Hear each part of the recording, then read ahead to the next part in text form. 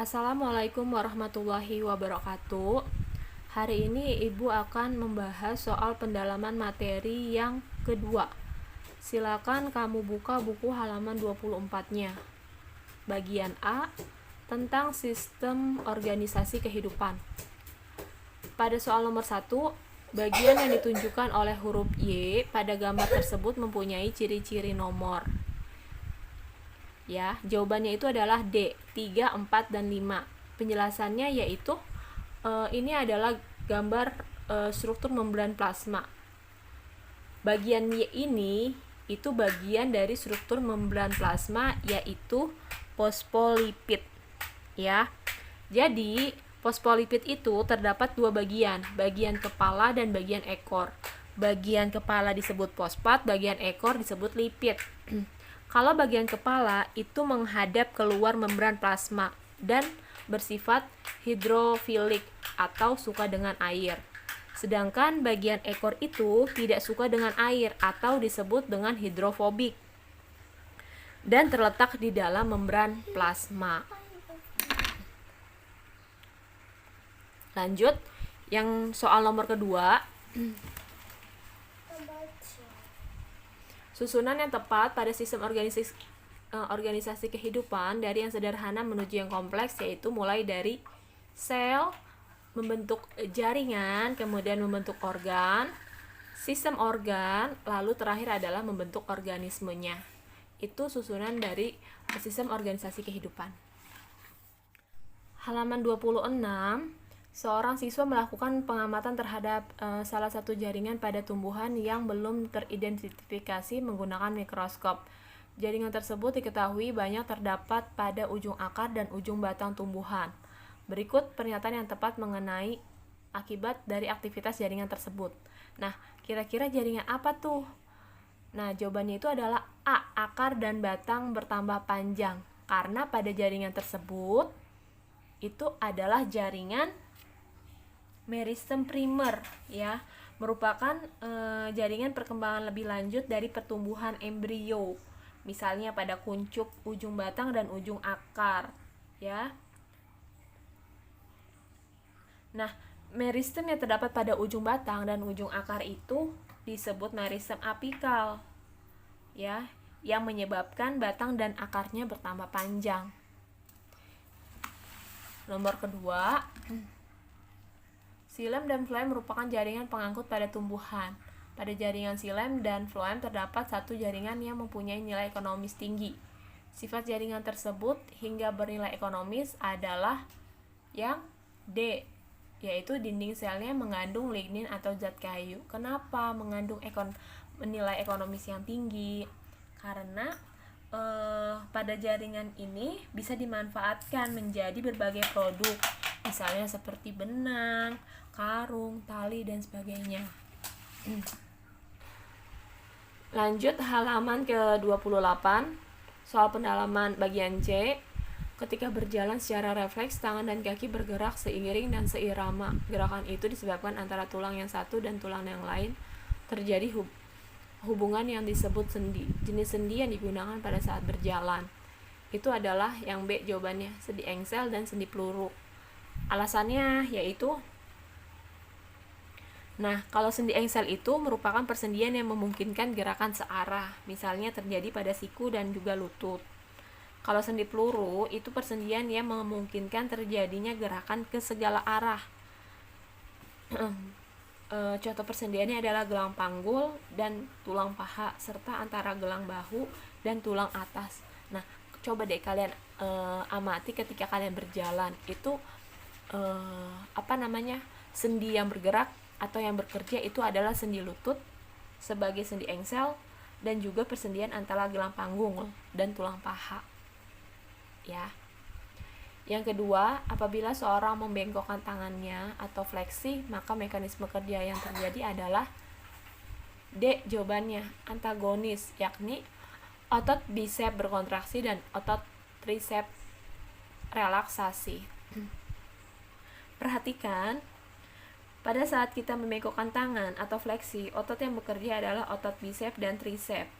Kedua otot ini bekerja secara antagonis atau berlawanan.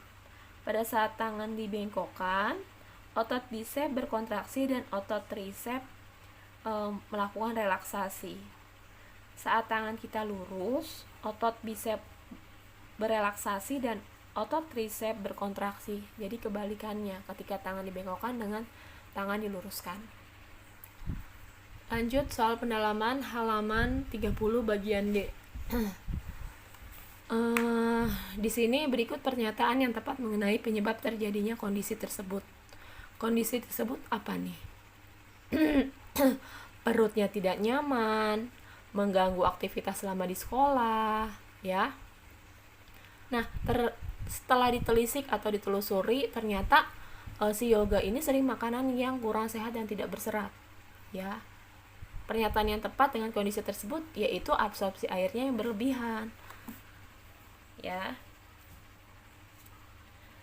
Nah, gejala yang dialami Yoga ini adalah gangguan pencernaan makanan dengan gejala sukar buang air besar atau disebut juga dengan sembelit atau konstipasi. Nah, sembelit ini disebabkan karena penyerapan air yang berlebihan. Hal ini disebabkan feses menjadi padat dan keras sehingga proses defekasi mengalami kesulitan, ya. Selain itu juga sembelit bisa disebabkan karena makanan yang tidak berserat dan tidak sehat. Lanjut nomor kedua, dari data di atas dapat disimpulkan bahwa makanan yang memiliki kandungan amilum paling tinggi yaitu adalah nomor 1, 4, dan 7. Amilum itu apa sih? Lihat nih pembahasan Ibu. Tadi Ibu udah bikin ringkasan ya. Amilum itu adalah karbohidrat. Karbohidrat itu dites dari reagen Lugol atau iodin, ya. Ini Lugol. Dia warna indikatornya adalah biru gelap atau biru kehitaman. Nah, di sini nomor 1 ya, dites oleh Lugol warnanya biru tua kehitaman, maka ini adalah mengandung amilum. Kemudian nomor 4 juga amilum. Nomor 7 adalah amilum, ya. 147 amilum. Coba kita tulis amilum.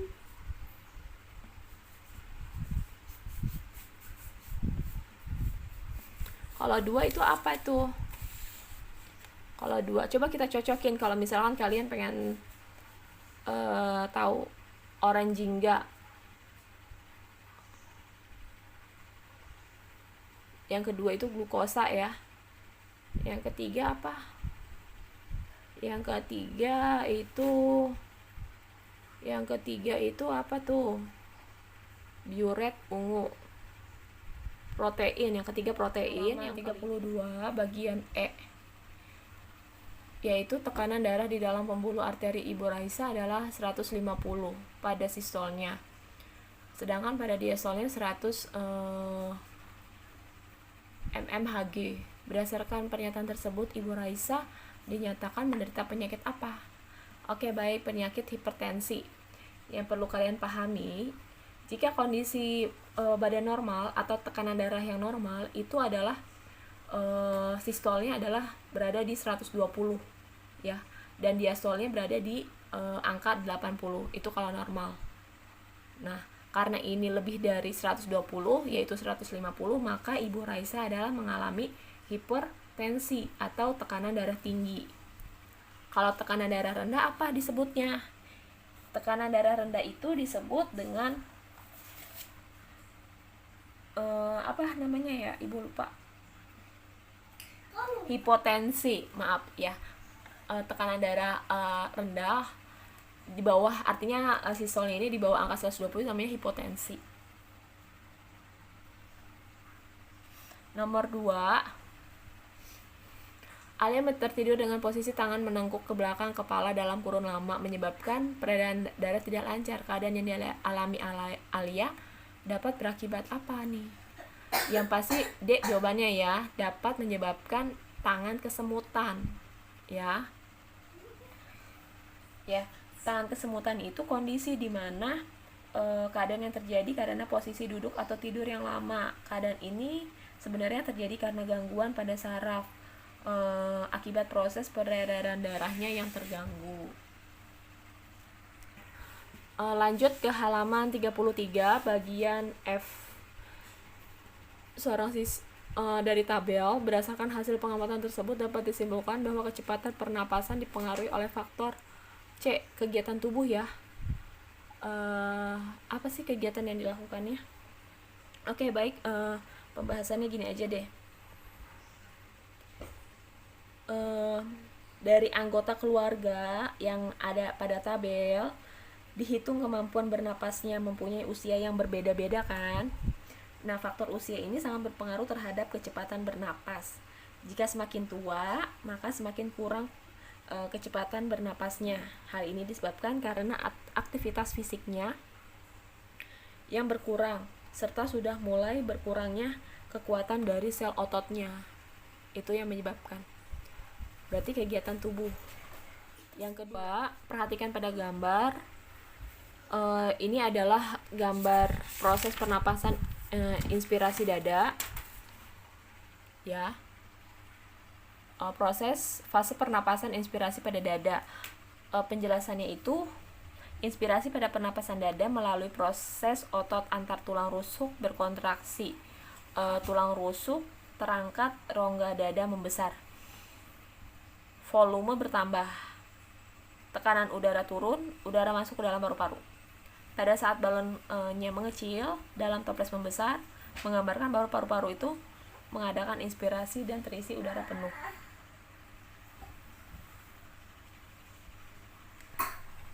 Lanjut, soal pendalaman halaman 35. Ganggang hijau bersel 1 apabila diberikan rangsang cahaya, maka yang terjadi adalah C, ya, bergerak menuju ke tempat yang banyak cahaya. Kenapa? Karena ganggang hijau ini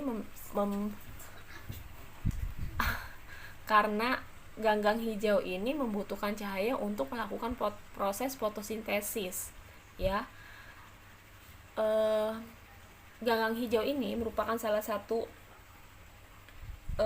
organisme yang dapat membuat makanan sendiri, gitu. Jadi dia memerlukan cahaya. Tentunya ketika memerlukan cahaya, pasti pergerakannya itu selalu menunjuk ke arah cahaya. Yang kedua, respon yang diberikan oleh tanaman petai Cina pada saat menjelang matahari terbenam adalah B, mengatupkan daun-daunnya, ya. Nah, lanjut soal pendalaman halaman 36, yaitu 36 itu bagian H, ya. Pada bagian yang ditujukan pada anak panah terjadi. Nah, ini adalah gambar organ ekskresi ginjal. Ya, pada bagian yang ditunjukkan ini adalah penggumpalan zat sisa yang sudah tidak diperlukan. Itu jawabannya B. Lanjut yang terakhir, seorang pasien didiagnosis mengalami radang ginjal karena adanya kerusakan nefron, khususnya glomerulus yang disebabkan oleh infeksi bakteri. Dari kondisi tersebut dapat dipastikan bahwa orang tersebut menderita penyakit nefritis, ya.